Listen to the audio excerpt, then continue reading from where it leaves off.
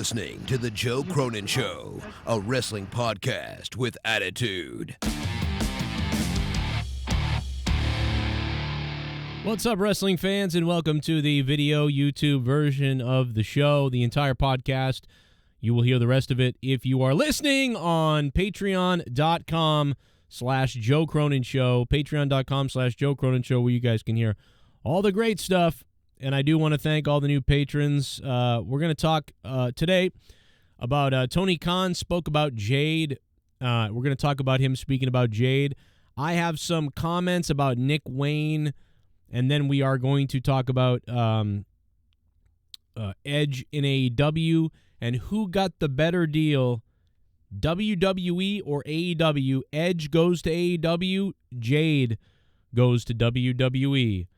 And then we'll tell you who's on top the merch sales in WWE and who's not on top will surprise you as well. The entire show heard on patreon.com/Joe Cronin Show. But, of course, you can hear 10 minutes of it or so here on YouTube for nothing, for free.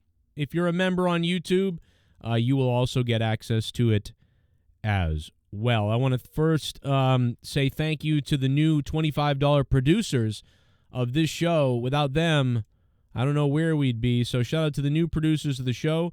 That is, of course, John Wood, Brandon, both you guys jumping on the $25 producer spot. Thank you to John Wood and to Brandon. The Ghost from the Coast, Brian Jardine, Alan Stober, Colonel Stutters, Dion Edwards, Stevie O, James Begg, Sith Negan, Nikki J, The Weed God, Drew Bar 100, Matt Rossmeyer. Also stick around at the end of the video. We we shout out the $5 and $10 VIPs who have made it at least a year as a $5 and $10 VIP.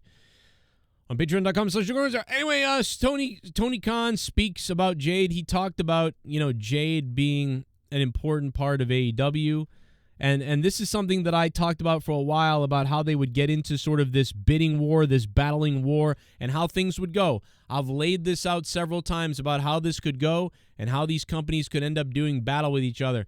Tony Khan is a billionaire with obviously a lot of money, maybe more money than anybody, but in the end, WWE really does have potentially the bigger budget as far as what they're willing to spend on certain wrestlers potentially. And I would assume, but maybe not. Maybe it's weird how things like this come about. You don't know how that works, right? And we're going to compare those contracts when we get into this a little bit later. We're going to compare Edge's contract or speculated contract to Jade's potential speculated contract, and what the difference is and why both companies got who they got and when they did. And I think part of it, it's clear to see that Edge, is looking for more of fun and creativity, and he may have gotten one of the biggest contracts of his career in AEW potentially. So both things are kind of a win. And it sounds like Jade got the bigger contract in WWE, which is very interesting. So AEW really, really valued and craved Edge because he's Edge. And AEW wants to be associated with winners who are already seen as winners. And honestly, Jade is just someone who did fairly well in their company, but she's not as global of a star as Edge, and they clearly preferred the global star Edge over the homegrown talent that was a phenom in Jade. That's my opinion, but according to Tony Khan, like I said, according to Tony Khan, he brought Jade, made an offer to them, said this is my number, and then Tony Khan said okay. So Tony Khan made Jade an offer. Jade came back and said, well, actually, this is my number. And then Tony Khan said, okay, we'll beat your number. And then Tony Khan beat her number. And then she still said, no, that's still not, no, that's not it. Now it's this number. And to me, what that is WWE. She really wanted to go to WWE, number one. And number two, WWE offered her more money several times. So WWE made her a big offer, and she said, hey, Tony, I don't think you can beat this. My number's now $1 million, Tony. Now it's $1 million. Sorry, brother. It's $1 million. And then Tony Khan said, "All right, we'll do $1 million, 1.2 million. You know, these are numbers I'm making up, by the way. 1.2 million. How about that, Jade?" And then Jade went to WWE and said, "Well, I might actually stay there because it's like I really want to come to WWE, but they're offering me 1.2 million, and you guys offered me 800,000, and they're offering me now they're offering me $1 million, which is more than your 800,000. Now that's 1.2 million. So I think I don't know. I might have to consider staying in AEW. I'll have to think about it." And then WWE must have said, "Well, we'll give you 1.5 million." And then Jade went, "Oh my God." And then she went to Tony and said, "Well, you know, I'm actually now my number's 1.7 million." You know what I mean? And then she said, "Fuck it, I'm going to WWE." You know what I mean? That's what something like, I believe, what happened with Jade. And it's got to be what happened with Jade, which this is what went on. You know what I mean? This is the Joe Cronin Show, and you can become a patron producer on patreon.com/Joe Cronin Show. Do it now, $25 producer, and be a part of the show and get the credit you deserve as a producer, like John Wood and Brandon did. All right, so basically the other thing is Nick Wayne did an amazing job the other day. He really did. We got to talk about Nick Wayne. Nick Wayne absolutely killed it. And the reason why I need to stress that I need to build up Nick Wayne here is because, dude, I buried this kid. I really did. I was like, who needs another idiot young guy, and he's supposed to be so great and all this other crap and all these other things. I have to give it to Nick Wayne and whoever put him in this position. These are positions of sink or swim. You know, this is where you could fail or succeed. So far, Nick Wayne has been all right as a face, and he's done all the right things, kind of.